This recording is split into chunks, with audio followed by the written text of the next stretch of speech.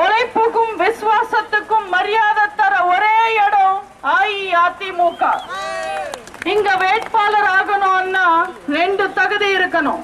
1 நல்லவங்களா இருக்கணும், 2 அதிமுக காரங்களா இருக்கணும். அம்மா வாய்ப்பு தருவாங்க. அதே திமுக வேட்பாளரா இருக்கணும்னா 1 கேஷ் இருக்கணும், இல்ல கேஸ் இருக்கணும். வாரிசோட ஃப்ரெண்டாவும் பினான்சியலாவும் இருக்கணும். தாத்தாக்கு என்னவோ சித்திரை போய் வைகாசி வந்தா 18 போய் 19 வருவான்ற நினைப்பு